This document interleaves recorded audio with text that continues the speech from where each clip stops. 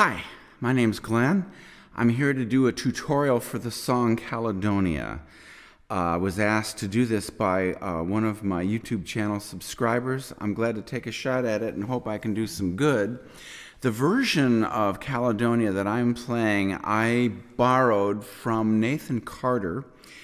He's a good singer, and he's playing an accordion, and he's got a guitar accompanist. So if you look up Nathan Carter plus sign Caledonia, you'll be able to find his YouTube performance, and it's very well done.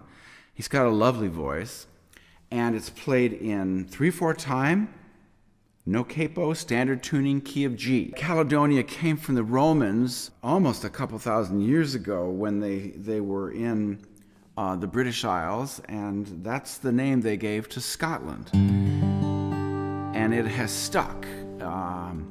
So this is a Dougie McLean song, and I'm not playing it the way Dougie McLean plays it. And if you're looking for his version, this is not it. So, 3/4 time. 1, 2, 3. 1, 2, 3. 1, 2, 3. 1, 2, 3. Okay, so 3/4 time like that.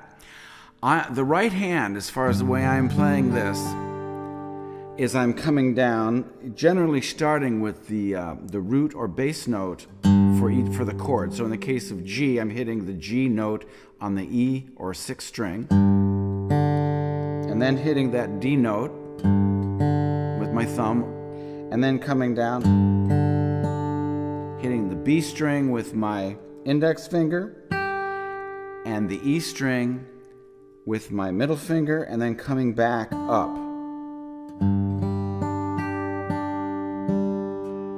And hitting the G string then.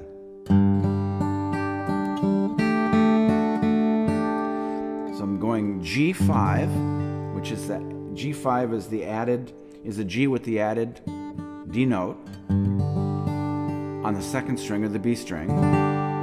So you can see what my left hand looks like.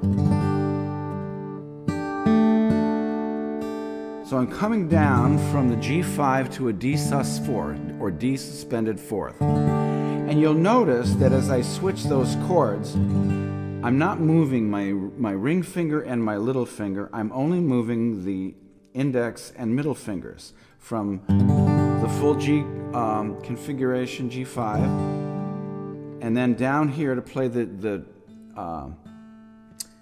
F sharp on the high E string and the A note on the G string to make the D sus4.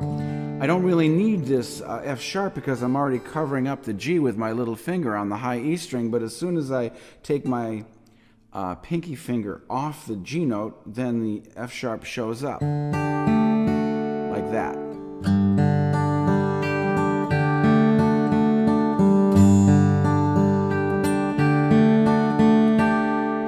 Okay, so that's what I do for an intro. And then I play a little instrumental thing, and I just made this up. Here's how I figured this out. The chords for the verse are G, D, E minor, C.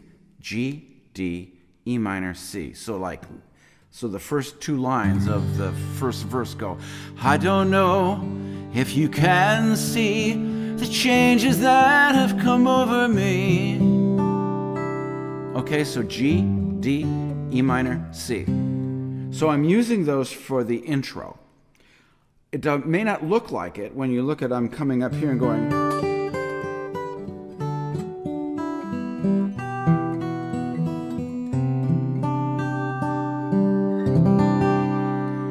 But those are G, D, E minor, and C. Maybe variations of G, D, E minor, C. So how does this work? How did I get there? Well, D, this configuration of D, if I walk up the fretboard, D becomes E flat, becomes E. If I come up one more notch, at the 5th fret it becomes F, 6th fret it becomes F sharp, and at the 7th fret it becomes G. And it's convenient also that the D string that is open fits right into a G chord. See that? Also, if you're used to playing variations off the D chord, you probably know that you can reach up and grab this A note, and you can grab the G note to make a D sus4.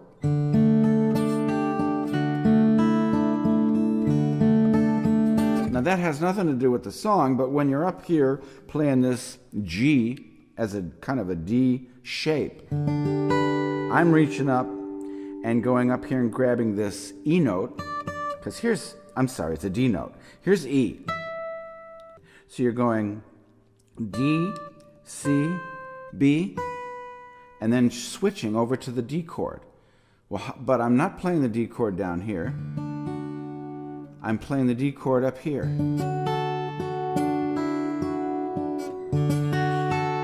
Now, why is that? Well, the A configuration is down here. And again, if I march up the fretboard, A, B flat, B, C, C sharp, there's D. Now in my case, I'm playing this as sort of an open D. I'm not trying to fit all three of my fingers in between those two pieces of fret wire. It's tough to do when I'm also reaching over here with my index finger, so I decided to just only try to play the D like that, using three fingers. Then it's easy, relatively easy. And halfway through that particular measure, I lift up my index finger,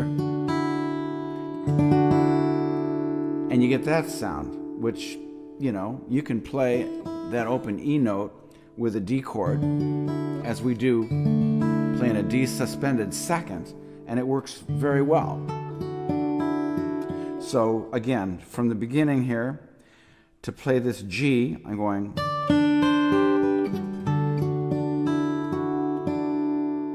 then an E minor, so I'm playing on the high E string, G, F sharp, E, and then switching over to C. But you're probably thinking, boy, that doesn't sound like any C I know. Well, it isn't. It's a C with an added ninth and an added G note on the high E string. But they still call this, the chord scientists, they still call this a G add 9, because the high G note on the high E string is part of a C chord anyway. A G chord is in the C note, right there. This is the normal way that most of us have learned to play a C chord, but I can't do that because I don't have enough fingers to hit these two strings also. So I have to start my C chord not with my index finger over here on the first fret B string, but over here on the second fret D string, hit the C note on the A string with my middle finger, and then with my ring finger hit the D note, and with my little finger hit the high G note. And that's a nice sound, actually. I stole that from Nathan Carter's guitar player, so I didn't just make this up. So, again, what's the intro? You're going...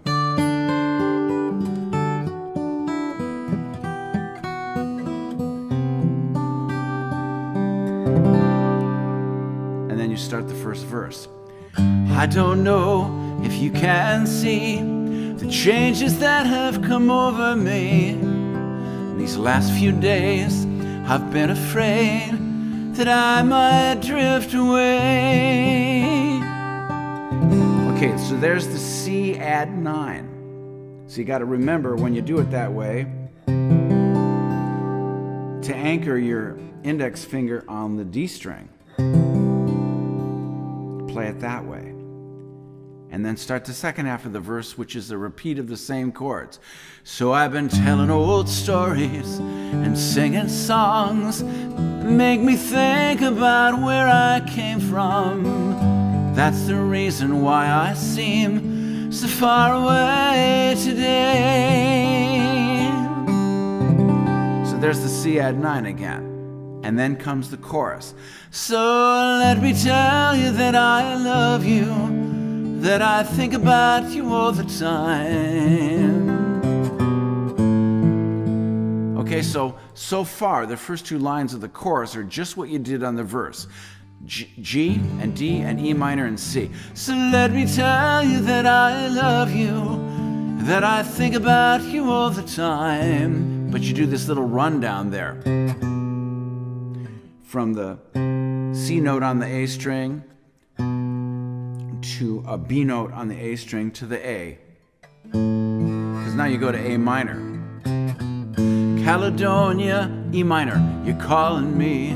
Now I'm going home. If I should become a stranger, know that it'd make me more than sad. Same thing. Caledonia's been now to a D, everything I've ever had. It's the same alternation of the G5 and the D sus4 that we used for the intro.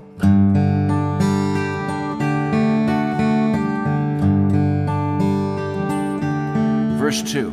Now I have moved and kept on moving, proved the points that needed proving. I've lost some friends that I needed losing, found others on the way. There's my C add 9. I've kissed the girls and left them crying, stolen dreams, yes, there's no denying. I've traveled hard with conscience flying, somewhere in the wind. Again, back to the chorus. So let me tell you that I love you, and I think about you all the time. Caledonia, you're calling me. Now I'm going home. If I should become a stranger, know that it'd make me more than sad. Caledonia's been everything I've ever had.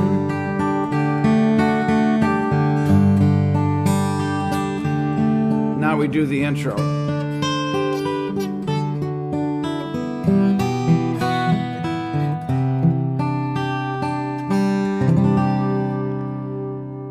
Now I'm sitting here before the fire, the empty room and a forest choir, the flames that couldn't get any higher, they've withered now, they're gone.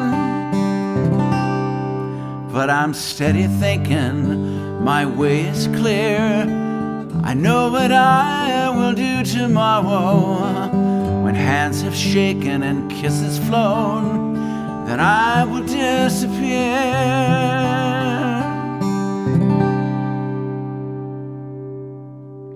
So let me tell you that I love you, that I think about you all the time. Caledonia, you're calling me. Now I'm going home. If I should become a stranger, know that it'd make me more than sad. Caledonia's been everything I've ever had.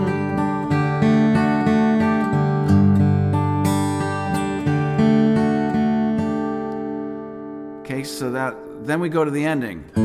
Caledonia, A minor, it's been everything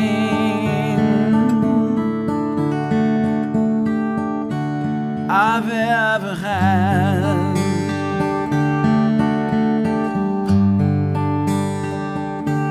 That final intro.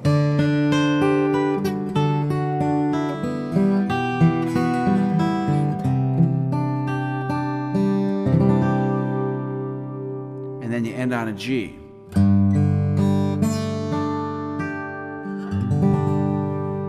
Well, it's a G5.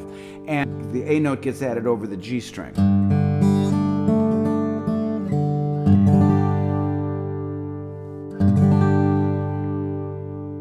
Nice sound, huh?